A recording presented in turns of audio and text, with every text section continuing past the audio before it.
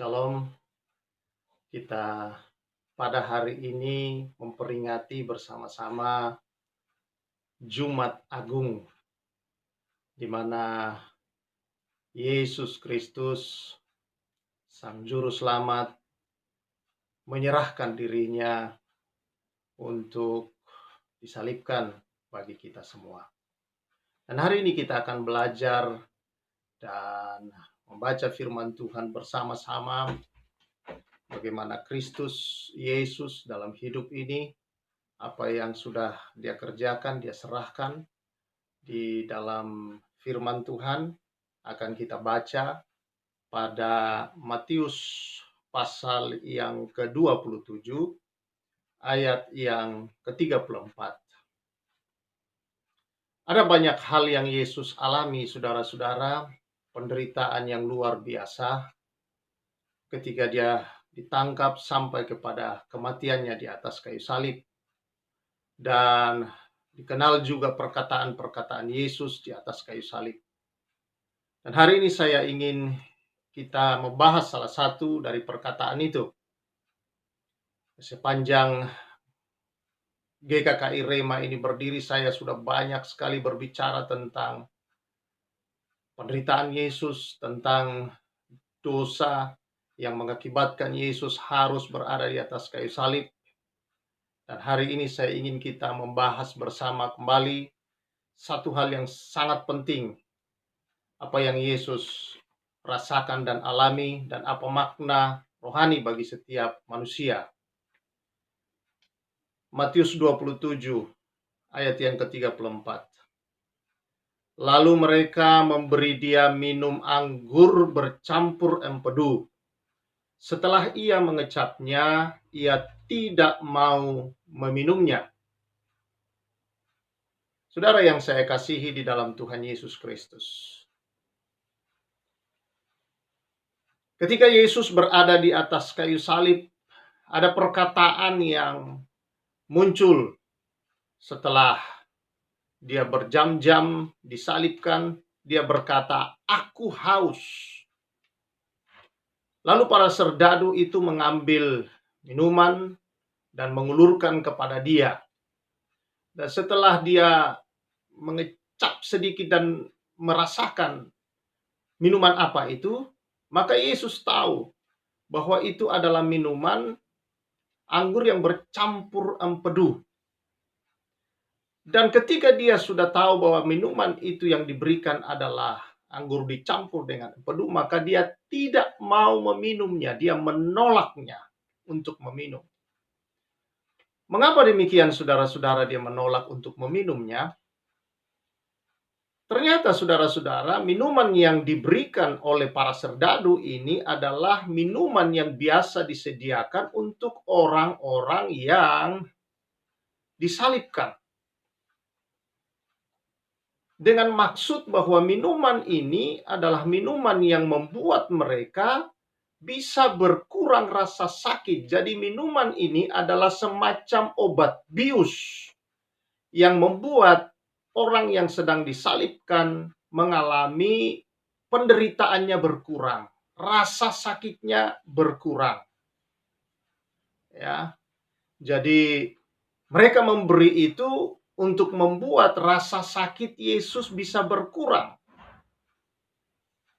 Saudara,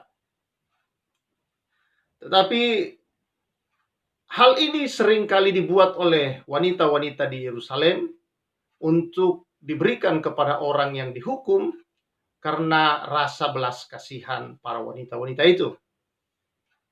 Nah, tetapi Yesus menolak, saudara-saudara.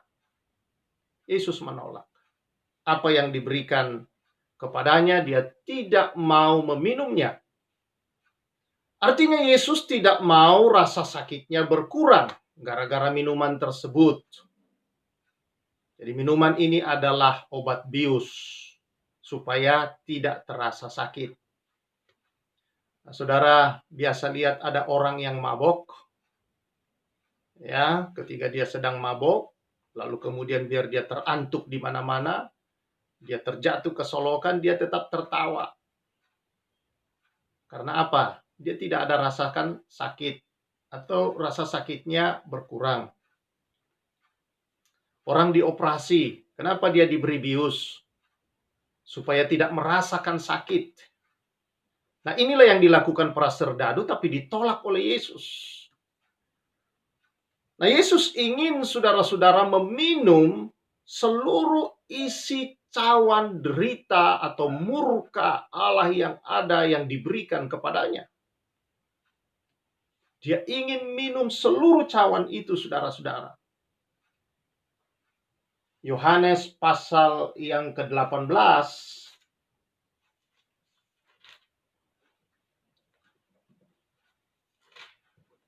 Yohanes pasal 18 ayat yang ke-11 berkata demikian. Kata Yesus kepada Petrus, "Sarungkan pedangmu itu, bukankah aku harus minum cawan yang diberikan Bapa kepadaku?" Dia berkata, "Bukankah aku harus minum cawan yang diberikan Bapa kepadaku?" Cawan apa ini, saudara? Yang diberikan oleh Bapa. Ini adalah cawan murka Allah. Itu sebabnya, saudara-saudara, Yesus berkata, "Kalau boleh cawan ini berlalu daripadaku, tetapi janganlah kehendakku melainkan kehendakmu ya Bapa." Kalau boleh. Karena dia tahu cawan itu, saudara-saudara, adalah cawan murka Allah. Apa itu cawan murka Allah? Cawan murka Allah adalah gambaran daripada penghukuman, kemarahan Allah terhadap dosa manusia. Dan isinya adalah penghukuman Allah atas dosa manusia. Dan Yesus, saudara-saudara, mengambil posisi menggantikan manusia dengan meminum cawan itu, artinya menerima seluruh penghukuman Allah atas dosa manusia. Dia tanggung dalam tubuhnya di kayu salib. Dia rela minum cawan penghukuman itu. Dia rela minum cawan kemarahan Allah terhadap dosa manusia. Dan itu, saudara-saudara, yang dilakukan oleh Yesus, sehingga dia tidak mau meminum anggur pemberian para serdadu itu. Artinya dia bersedia menerima seluruh kemarahan dan penghukuman Allah terhadap manusia. Nah, kalau Yesus minum minuman yang diberikan serdadu Romawi padanya dan mengurangi rasa sakit atau penderitaannya, maka Yesus berarti mengurangi penghukuman yang harus dia tanggung atas dosa manusia. Artinya Yesus tidak minum seluruh isi cawan Bapaknya. Dia menyisakan sedikit. Tetapi saudara, Yesus tidak. Dia tidak meminum anggur itu. Artinya seluruh isi cawan Bapaknya itu dia minum. Nah, ini aneh.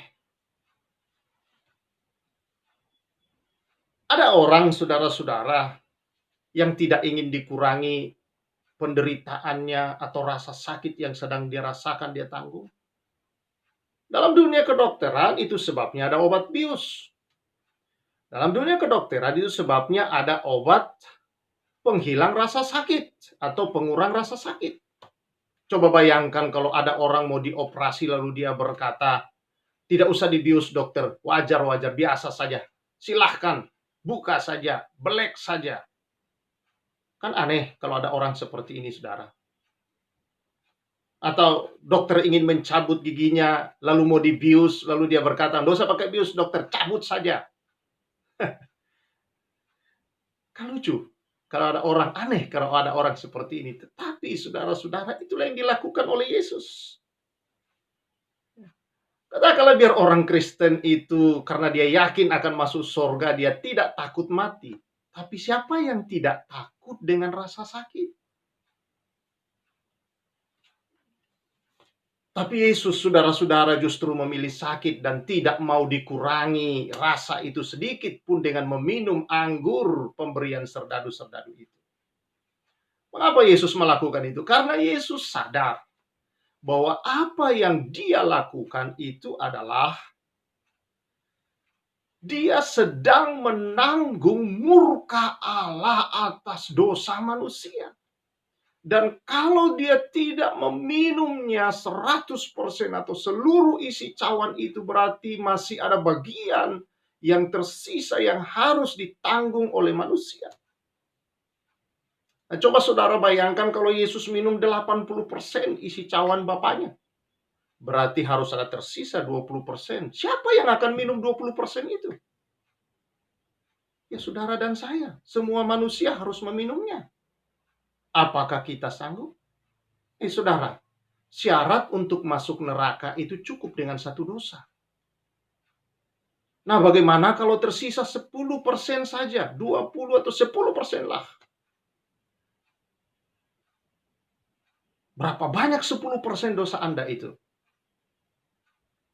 Kalau Anda orang yang merasa paling suci sekalipun, tidak merasa baik hidupnya. Saudara, saya ingin mengatakan, saudara tidak mengenal firman Allah. Saudara tidak mengenal kebenaran. Karena Roma pasal 3 berkata, tidak ada orang baik, semua manusia telah berbuat dosa. Bahkan Yesaya 64 berkata bahwa perbuatan baik manusia itu seperti kain kotor di tangan Allah. Saudara, apa itu kain kotor di tangan Allah? Kain kotor itu pada masa dulu adalah kain pembalut wanita yang datang bulan. Atau kain yang biasa dipakai oleh orang kusta untuk membersihkan luka-luka leleran kustanya yang sedang ada air-air yang keluar. Seperti itulah Allah memandang kebaikan manusia. Bukan kain pel biasa, kain pembalut wanita yang datang bulan pada masa itu. Kain kotor, seperti itulah Allah memandang kebaikan manusia yang belum ditebus. Dan saudara yang saya kasih, berarti tidak ada kesempatan bagi orang itu untuk masuk kerajaan surga kalau keadaannya demikian. Tetapi kita bersyukur saudara-saudara yang saya kasih dalam Tuhan Yesus. Yesus meminum seluruh isi cawan itu, cawan Bapaknya, dan menolak meminum anggur yang menghilangkan rasa sakit. Mengapa saudara-saudara? Dengan dia meminum seluruh isi cawan berarti Yesus menanggung seluruh murka Allah atas dosa manusia. Yesus menanggung seluruh penghukuman yang harus ditanggung manusia karena dosanya. Yesus sudah tanggung di dalam dirinya di atas kayu salib. Yesus bayar lunas, tuntas. Tidak ada lagi yang harus kita bayar. Tidak ada lagi, saudara-saudara. Dalam Kolose pasal yang kedua ayat 13 berkata, dia menanggung, menyelesaikan seluruh pelanggaran kita. Ada ayat yang terkenal, 1 Yohanes 1 ayat 9. Jika kita mengaku dosa kita, maka dia setia dan adil, sehingga dia akan mengampuni segala dosa kita dan menyucikan kita dari segala kejahatan. Kata segala, saudara, artinya seluruhnya, semuanya, 100% tuntas, lunas. Saudara yang saya kasih di dalam Tuhan Yesus Kristus.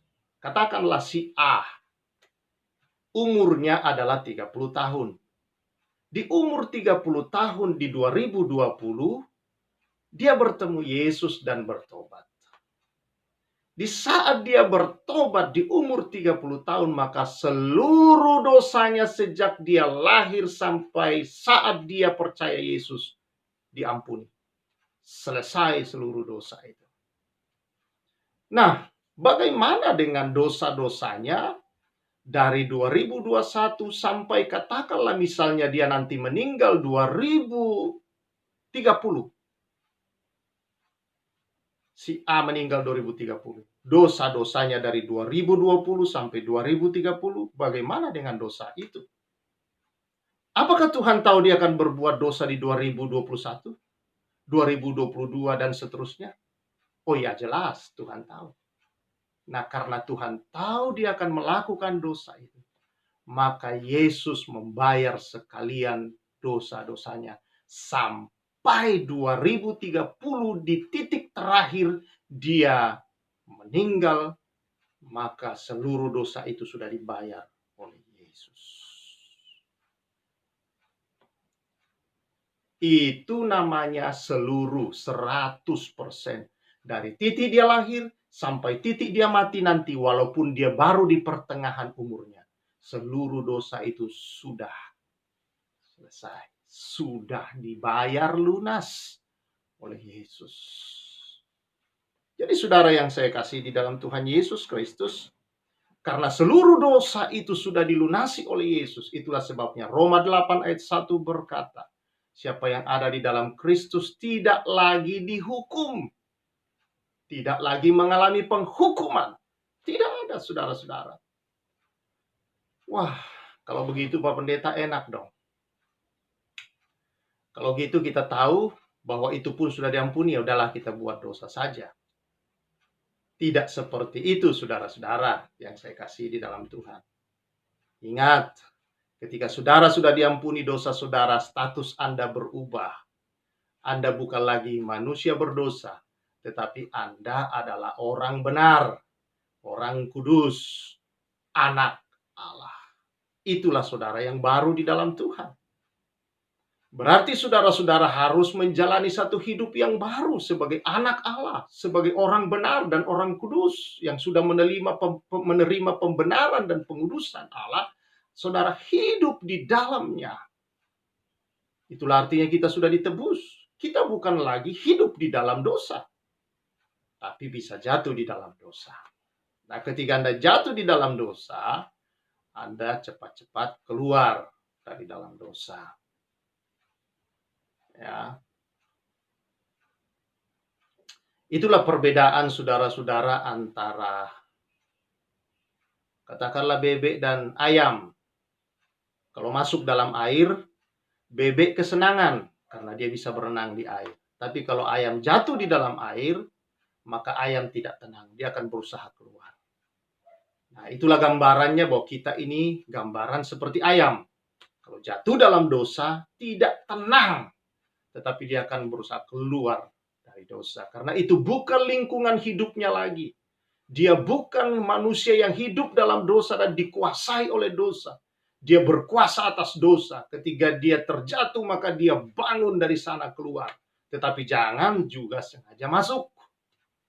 Nah, saudara yang saya kasih di dalam Tuhan Yesus, kalau Anda mau sengaja hidup tetap di dalam dosa, sementara Anda tahu bahwa Anda sudah ditebus dari sana, ya, saudara memang tidak mengalami penghukuman, tetapi saudara membuka jalur bagi iblis, di mana iblis punya pintu, jendela, lubang-lubang yang kecil saja pun dia masuk dan bisa melakukan banyak hal. Membuat saudara menderita, membuat saudara mengalami berbagai hal-hal yang tidak baik. Dan kitab Wahyu berkata bahwa ya memang saudara tidak dihukum. Tetapi Alkitab berkata, yang kukasihi, kuhajar, dan kutegur. Bagaimana kalau saudara menghadapi penghajaran iblis datang melakukan hal-hal seperti itu dalam hidup saudara? Dan Tuhan tidak bisa berbuat apa-apa karena Anda membuka lubang dan jalan bagi dia. Maka Anda seperti itu dijadikan menjadi hajaran buat Anda. Dan itu bisa bikin saudara babak belur. Karena itu saudara, karena kita sudah ditebus 100%, kita sudah dimerdekakan 100%, Yesus sudah melepaskan kita dari dosa 100%, hiduplah sebagai orang benar. Karena itulah diri Anda yang sesungguhnya di dalam Kristus. Anda adalah anak Allah. Anda memiliki DNA Allah. Anda memiliki sifat-sifat ilahinya. Anda memiliki kebenaran Allah di dalam dirimu. Anda memiliki kekudusan Allah. Yang kita perlu lakukan bukan minta dibenarkan lagi, bukan minta dikuduskan, tetapi hiduplah di dalam kebenaran yang sudah diberikan Allah, dan hiduplah di dalam kekudusan yang sudah Allah taruh dalam dirimu.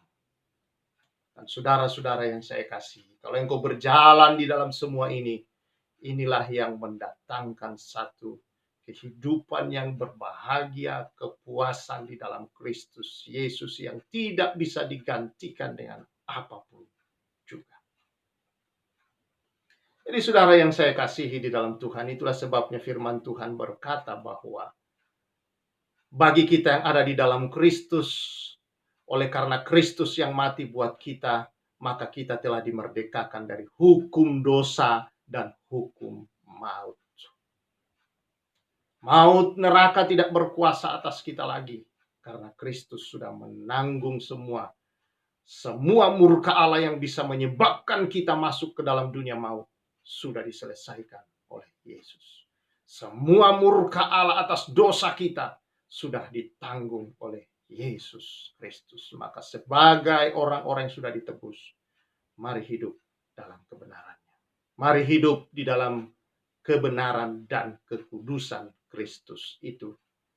Saudara, itu tidak jauh. Saudara tidak perlu meminta dan mencarinya. Itu sudah diberikan di dalam engkau ketika engkau bertobat, percaya kepada Yesus. Roh Kudus yang turun dalam Anda adalah Roh Kristus Yesus Tuhan.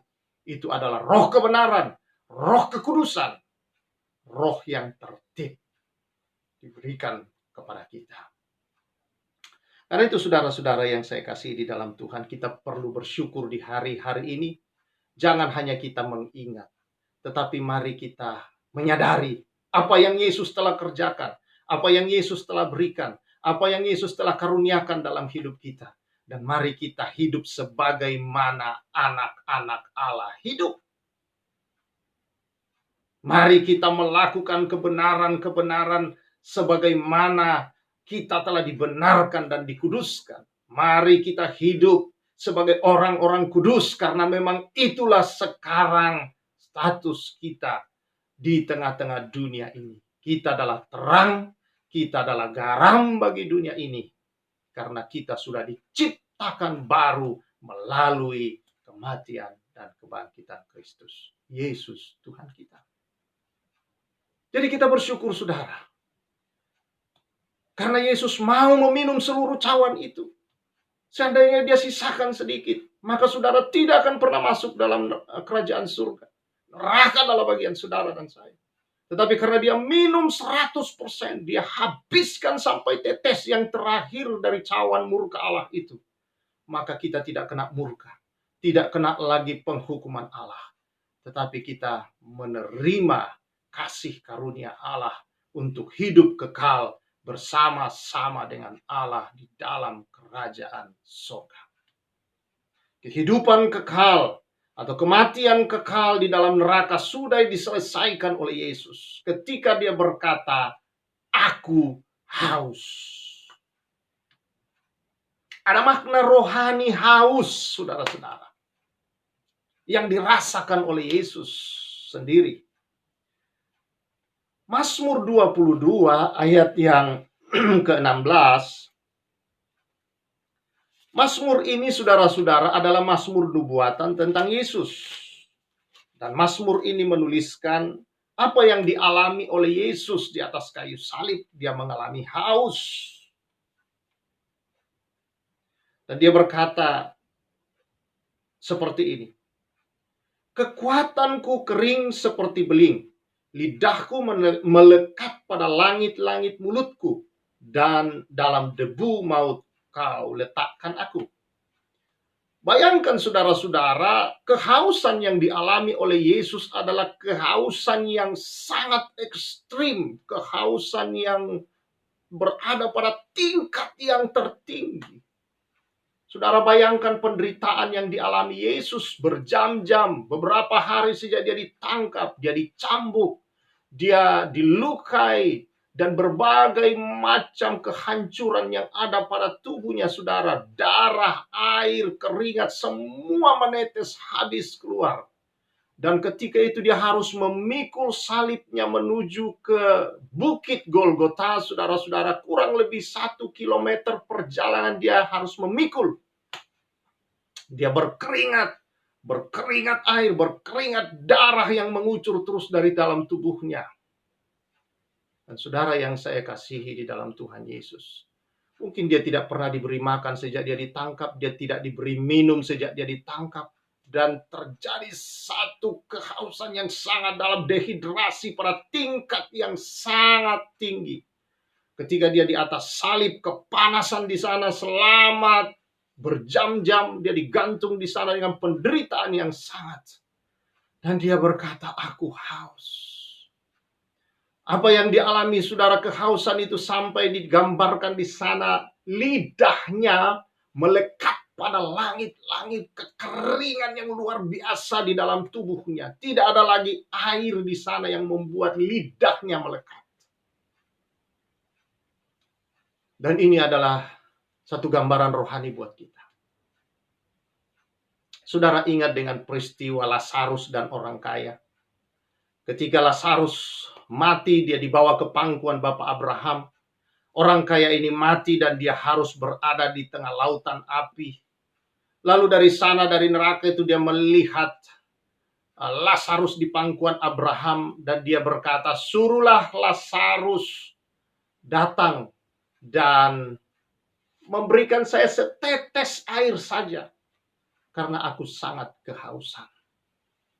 Saudara yang saya kasih di dalam Tuhan Yesus Kristus, apa yang dialami Yesus di atas kayu salib, saudara-saudara, kehausan adalah kehausan seperti yang dialami orang kaya yang ada di dalam neraka. Di dalam neraka itu, saudara-saudara, dia mengalami hal yang begitu kering karena panasnya, kerontang tubuhnya.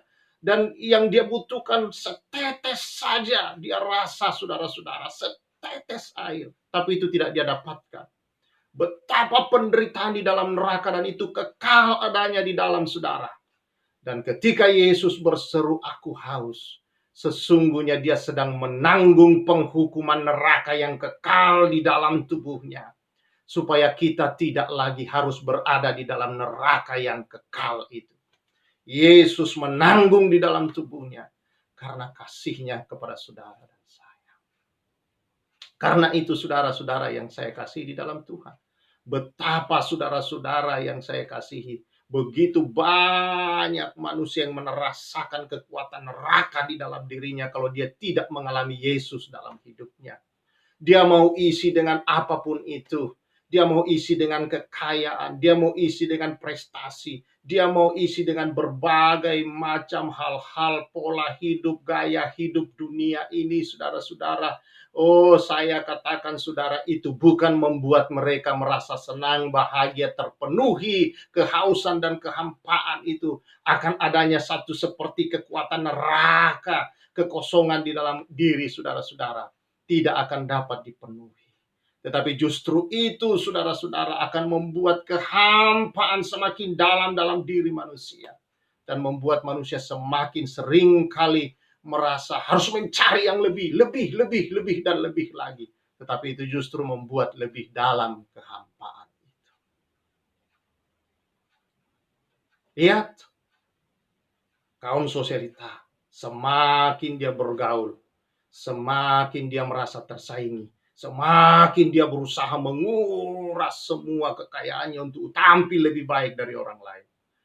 Tetapi kehampaan itu semakin dalam dan membuat dia semakin terperosok di dalam dosa.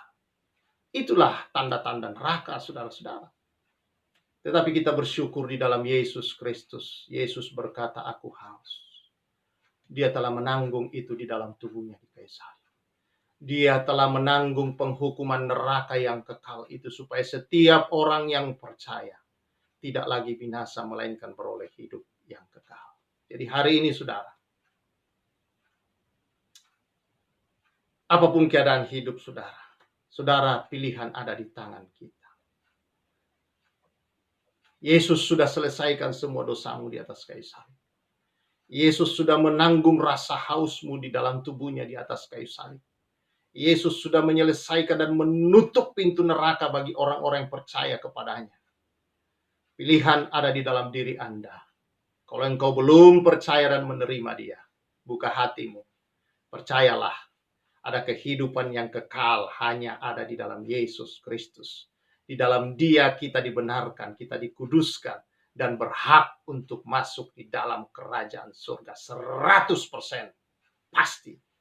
Tetapi kalau engkau tidak membuka hatimu, sayang, engkau harus berada di tempat yang tidak diharapkan oleh siapapun juga di bumi ini.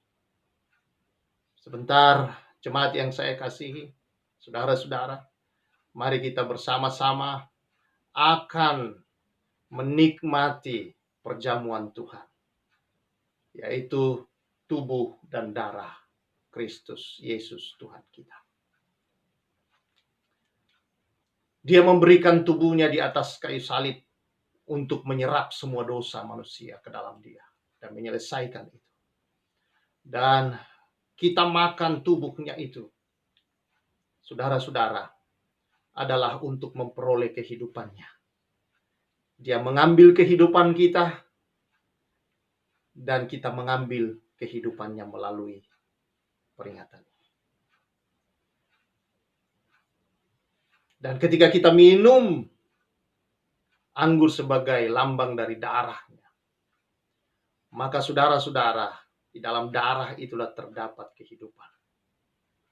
Maka kita sedang menikmati dan menerima kehidupan Yesus dalam tubuh kita. Dan kehidupan Yesus adalah kehidupan yang kekal. Karena itu mari kita siapkan diri kita bersama-sama. Saudara boleh pegang roti dan anggurmu. Dan kita berdoa bersama. Tuhan, kami bersyukur Kau sudah menyelesaikan semua di kayu salib 100%. Semua murka dan hukuman Allah atas dosa kami sudah Engkau terima dan Kau tanggung. Semua penghukuman kekal di dalam neraka sudah Engkau minum ya Tuhan di dalam diri, dari dalam cawan murka itu. Kami bersyukur atas apa yang Kau lakukan.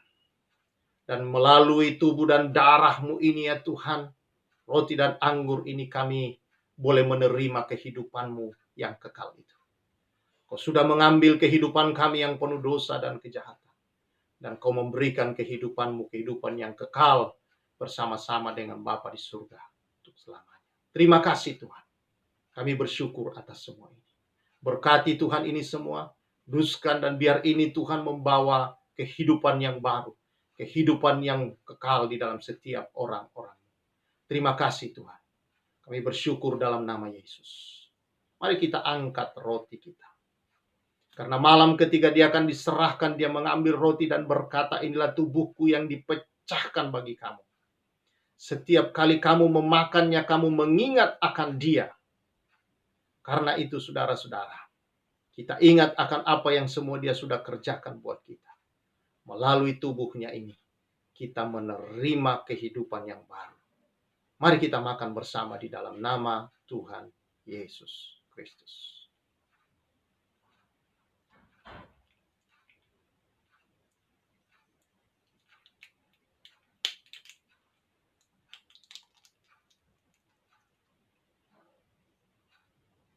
Mari kita angkat tangan kita.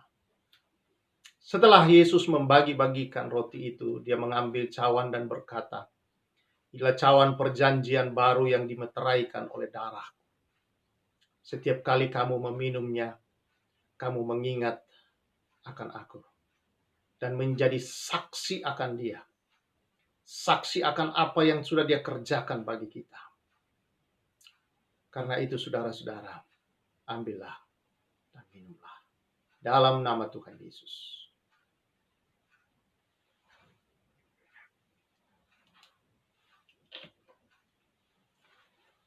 Mari kita berdoa.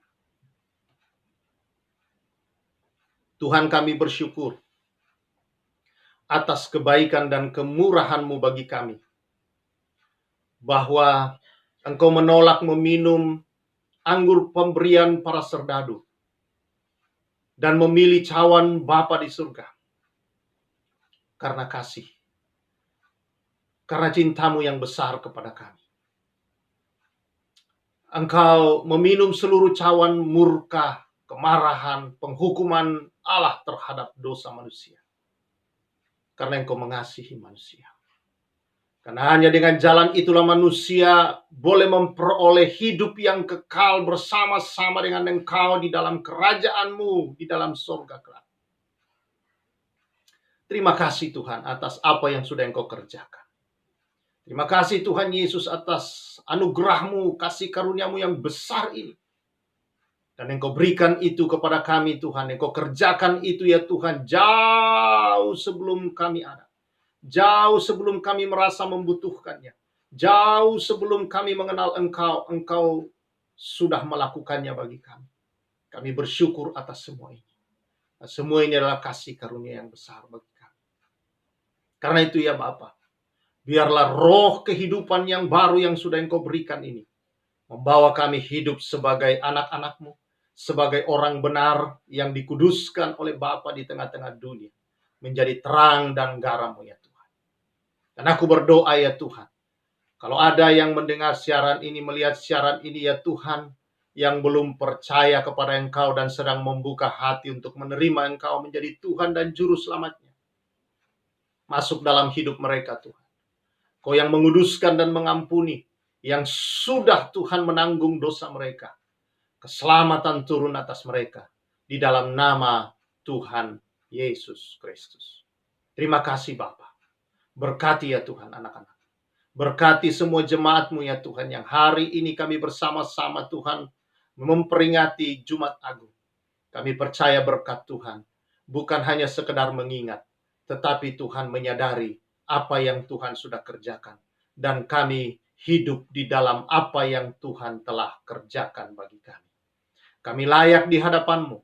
Kami telah dikasihi. Kami senantiasa berkenan di mata-Mu. Dan kami ya Tuhan Yesus senantiasa ya Tuhan boleh datang di takhta kasih karunia-Mu menyembah, memuji Engkau secara pribadi. Itu semua karena Yesus sudah membayar hukuman atas dosa kami. Sehingga kami boleh menghadap takhta kasih karunia. Terima kasih Bapa di surga. Terima kasih Tuhan Yesus. Terima kasih atas berkat-Mu. Berkati umat-Mu ya Tuhan. Sertai umat-Mu dalam perjalanan hidup adalah orang-orang yang telah Engkau senantiasa sertai dan berkati. Terima kasih. Dalam nama Yesus yang hidup itu, kami bersyukur dan berdoa. Haleluya. Amin. Saudara yang saya kasihi di dalam Tuhan Yesus Kristus, saya percaya firman Tuhan ini membuka mata dan hati kita untuk terus berjalan sebagai orang-orang yang sudah ditebus dari hukuman atas dosa-dosa kita 100%. Maka kerajaan surga adalah milik yang pasti di dalam Yesus Tuhan kita. Saya ucapkan selamat Paskah. Tuhan memberkati kita semua. Amin.